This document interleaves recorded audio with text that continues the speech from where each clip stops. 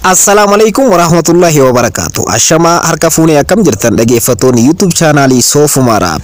Har'as barnoota haalaan bareedduu takka qabadhee isinii dhufee jira. Viidiyoo kana keessatti kan isinitti agarsiisu wanta YouTube keessan irratti faayidaa guddaa isiniif qabu tokko qabadhee isinii dhufee jira. Baay'een keessan akkuma beektan YouTube keessan sirreeffachuudhaaf wanta baay'ee isin qarqaaru. Namoota keessattuu waa'ee YouTube hubannoo cimaa hin qabneef baay'ee tokko viidiyoo barbaachisaa ta'edha. YouTube keessanii irra erga seentanii booda wanta sirreeffachuu qabdanii fi itti fayyadamuu qabdan faayidaa guddaa qabu.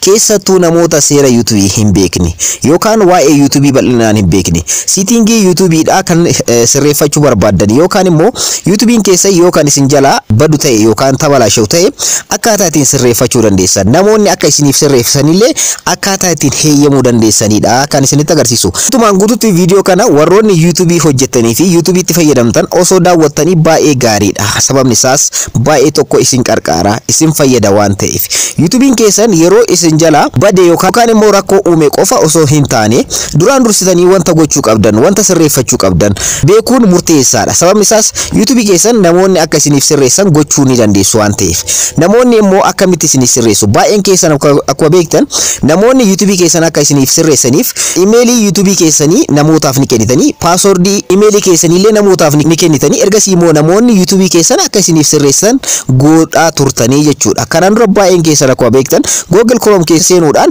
namootaaf immoo paaswordii osoo hin kennin emailii osoo hin kennin akkaataa ittiin namootaaf invite gootanii akka namoonni YouTube keessan isiniif sirreessuu danda'an gochaa turre. Amma immoo karaa salphaa ta'een YT Studio irratti yookaan immoo YouTube Studio irratti qofa jechuudha. Dhaggeeffattoonni koo akka namoonni YouTube keenya nuuf sirreessan gochuu ni dandeenya. Kanas akkaataa ittiin gochuu dandeessan viidiyoo kana keessatti isinitti agarsiisa. Obboleewwan yeroo jalqabaatiif gara YouTube channelii kanaatti dhuftan YouTube channeliin kun YouTube barnootaati waan ta'eef subscribe gochuudhaan gara maatiiwwan keenyaatti dabalamaadha. Viidiyoo kana like share gochuudhaan hiriyoota keessaniin dhaqqabaadha. Amma gara barnootichaatti ceena. Egaa duraan dursitanii gara aappii YT Studio yookaan immoo YouTube Studiotti ni seentu. Egaa gara aappii YouTube Studiotti erga seentanii booda haala kanaan dashboard ka jedhutu isinii dhufa. Dashboard ka jedhu kanarratti asirratti bakka subscriber keessan, view keessan wanta hunda analytics hunda itti ilaaltanidha. Ergasii immoo koorna kanarra dhuftanii dhaggeeffattoota koo mallattoon profaayilii YouTube keessanii ni argamti. Mallattoo profaayilii YouTube keessanii kanarratti al tokko kilik gochuudhaan gara fuulduraatti deemtu jechuudha. Ergasii gara natti si fudhata. Asirratti dhaggeeffattoota koo YouTube channelii keessan akkaataa ittiin edit gochuu dandeessan maqaa isaa jijjiiruu, profaayilii isaa jijjiiruu, akkasumas descriptionii barreessuu fi kan kana fakkaatan asirratti mallattoo irsaasii kanarratti kilik gochuudhaan akkuma asirratti argartan YouTube baanarii as tuquudhaan jijjiiruu dandeessan maqaa YouTube keessanii as tuquudhaan sirreessuu dandeessan akkasumallee dhaggeeffattoota koo descriptionii linkii social media baay'ee YouTube keessanii asirratti wal quunnamsiisuu ni dandeessanii. Kana yeroo biraa dhaggeeffattoota koo viidiyoo tokko wal argina akkaataa ittiin wantoota kanneen sirreeffachuu dandeessan jechuudha. Har'a immoo kan isiniif qabadhee dhufe settingii ajaa'ibaa kan isin itti fayyadamuu qabdan tokkodha. Settings ka jettu asirratti ni argamti. Settings ka jettu kanarratti kilik gochuudhaan gara fuulduraatti deemuudhaan egaa akkuma asirratti argartan notification, earn, channel, device ka jedhu argama. Kanneen keessaa channel ka jedhu kana filachuudhaan channel kan jedhu jalatti permissions ka jedhutu argama. Permission isa jettu kana kanaan dura dhaggeeffattoota koo Google Chrome keessa erga seentanii booda Studio Google Chrome keessa itti fayyadamaa turre. Amma immoo dhaggeeffattoota koo salphamatti YT Studio irratti yookaan immoo YouTube Studio aappii keessatti illee wanti kun haaromsamee nuuf dhufee jira.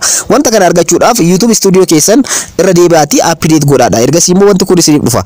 Akkuma asirratti argartan wanti haaruufni channel kan jedhu jalatti permissions ka jedhu dhufee jira.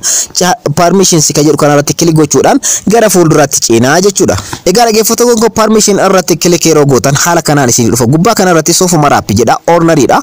Ani maqaa YouTube kan kooti haala kanaan asirrannaaf kaa'ee jira. Dakanatti immoo invite ka jedhutu jira. Namootaaf YouTube channelii kan koo kana invite gochuu akkaataa ittiin danda'u bifa salphaa ta'een naaf kaa'ee jira. So dakana dhufuudhaan dhaggeeffattoota koo orneriidhaan YouTube kan kootiif permissions kan jedhu YouTube kan koo rakkoo yoo godhatte yookaan immoo YouTube kan koo irratti yookaan rakkinni naquunnamu ta'e namoonni YouTube channelii kan koo akka naaf sirreessaniif bakka itti invite namootaaf godhuudha.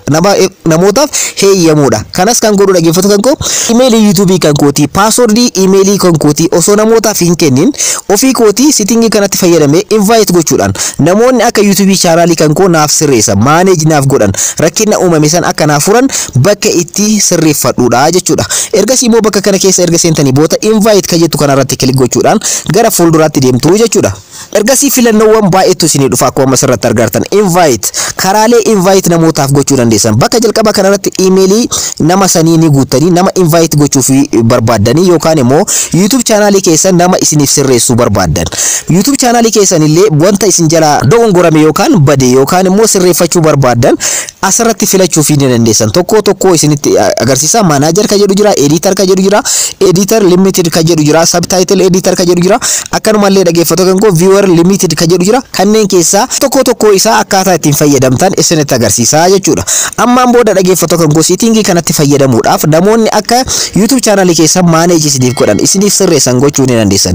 YouTube channel keessan illee na jala hata yookaan immoo na jala fudhatan na jala haggoodha jettanii hin yaaddanii kanaan dura emailii keessan yookaan immoo emailii YouTube keessanii akkanumallee password emailii keessanii yeroo namootaaf kennitanii namoonni akka YouTube channel keessan isiniif sirreessan yeroo gootan shakkii baay'eetu sammuu keessan keessatti uumama. Sababni isaas YouTube channel kan koo akka na jala gochuu danda'u na jala hatuu danda'u jettanii yaadda waan ta'eef asirratti garuu wantoota kana qofa heeyyamuudhaan invite gochuudhaan akka namoonni isiniif manage godhan gochuu ni dandeessan.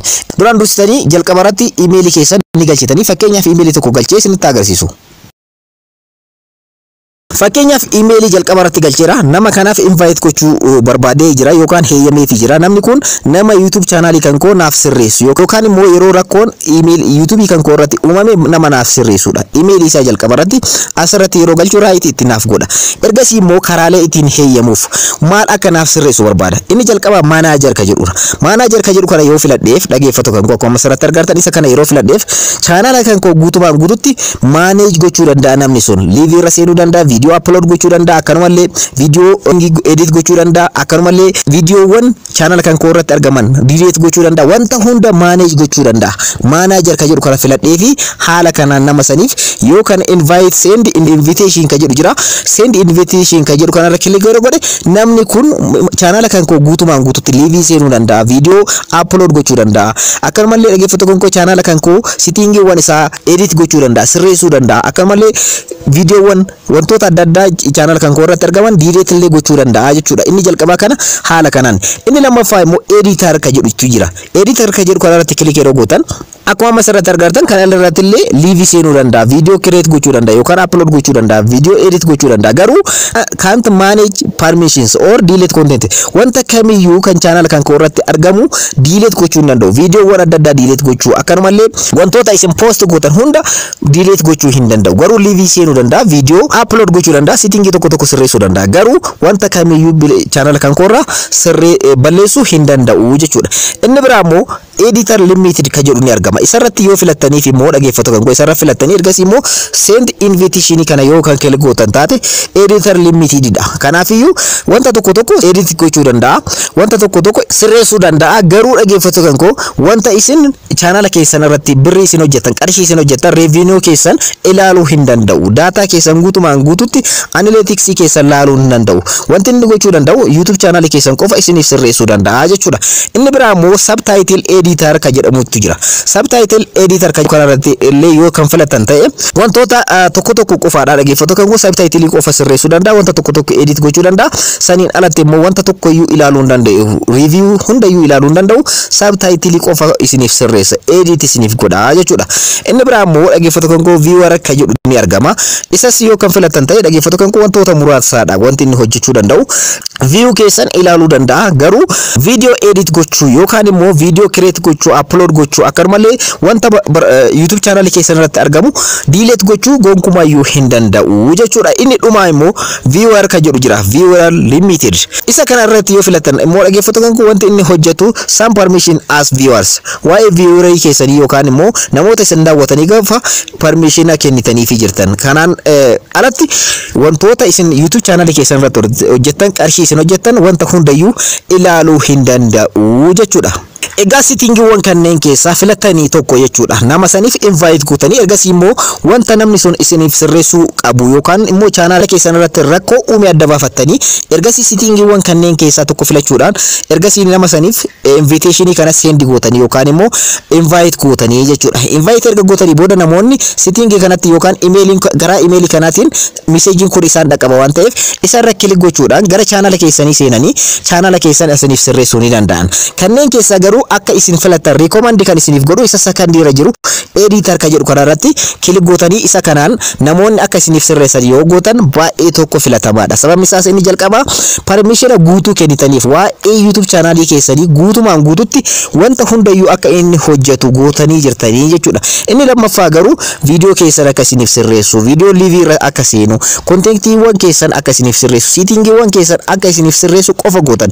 Kanaan alatti immoo wantoota bilbila keessan irratti upload gootan video wara adda addaa, postii wara adda addaa akka delete hin goone isin jalaa hin goone godha waan ta'eef isa lammaffaa kana editor ka jedhu kanarra filachuudhaan send invitation ka jedhu kanarra kilik gootanii invitation kana nama saniif erguu dandeettu jechuudha. Garuu isin akka fedhii keessanitti kanneen keessaa kan barbaadan filattanii rakkoo YouTube channel keessanii isintu beeka waan ta'eef kanneen keessaa filannoo YouTubein isiniif dhiyeesse kanatti fayyadamtanii nama saniin send invitation kana ergitanii booda namni sun filannoo isin ergitaniif kana ilaale rakkina YouTube channel keessanii san isiniif furuu danda'a jechuudha. Kanaan booda jalqaba irratti garuu bakka kanatti email nama sanii email isa kan sirrii ta'e asirra guuttanii ergasii immoo send invitation ka jedhu kana kilik gochuudhaan guutumaan guututti akka YouTube channel keessan namni sun manage isiniif godhu yookaan isiniif sirreessu gochuu ni dandeessanii.